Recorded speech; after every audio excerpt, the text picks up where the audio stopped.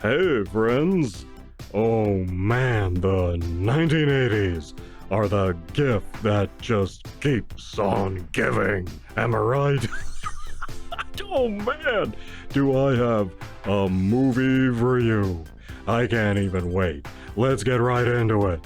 This time we're looking at Hardbodies, a teen sex comedy from 1984. And this thing is just chock full of hot, sexy 80s chicks. What's not to love? Our story goes like this.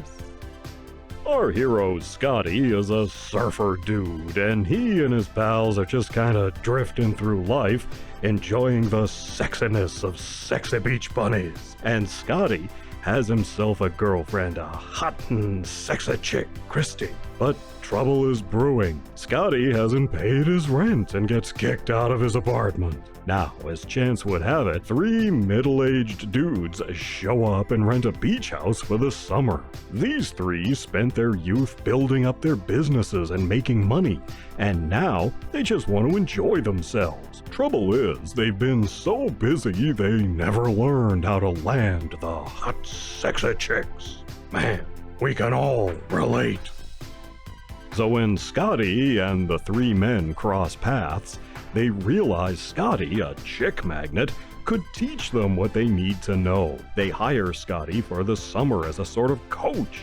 He moves in and begins training our 3 hapless, lovelorn dudes how to approach the sexy chicks, the Hardbodies, the beautiful young women on the beach. Laid-back comedy ensues. There are ups and there are downs. Will the 3 bag beautiful beach bunnies? Will Scotty and Christy build a future? And most importantly, is there hope for middle-aged dudes who hanker for the hotties? Asking for a friend. But who cares about the story when you've got all of these hot-assed, sexy 80s chicks in practically every frame? Oh my god! To hell with Rosa Parks. If I had a TARDIS, I'd park it right here on this California beach in the 1980s. Oh man. Oh, this movie started life as something intended to be made for the Playboy cable channel, but thankfully, fate had other plans. The movie got picked up by Columbia for a regular theatrical release instead. See, originally, the story for Hardbodies came from an article in Penthouse magazine. The co-authors went to a party much like the one depicted in the movie, and that gave them the idea for the story. In our cast, we have perhaps only one name brand, Gary Wood. Wood plays one of our 3 heroes, Hunter, and he's appeared in a ton of stuff. Michael Rapport plays Rounder, and Sorrels Picard plays Ashby. Our surfer dude is played by Grant Kramer. He's appeared in several things, including New Year's Evil, which I've reviewed on the channel before. The sexy chick girlfriend Christy is played by Teal Roberts, and her sister in the movie, Kimberly, was played by Cindy Silver. Neither actress appeared in very many productions, which is a real shame. Both not only are hot and sexy, but they're personable and they make their characters likable. Would have liked to have seen them in more pictures. A real-life band named Vixen, comprised of hot 80s chicks, was enlisted to appear in the movie. They play several numbers and bring the 80s sexy chick rocker action to the mix.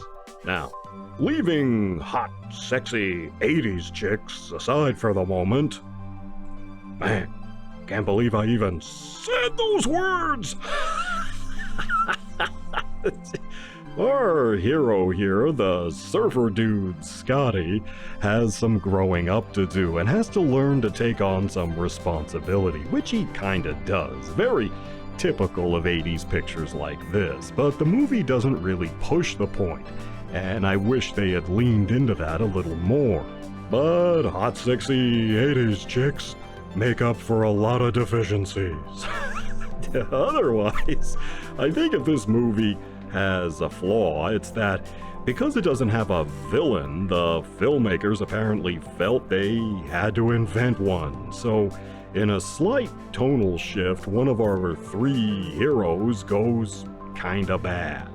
That doesn't really work, if you ask me, given the lighthearted tone of most of the picture, but there you are.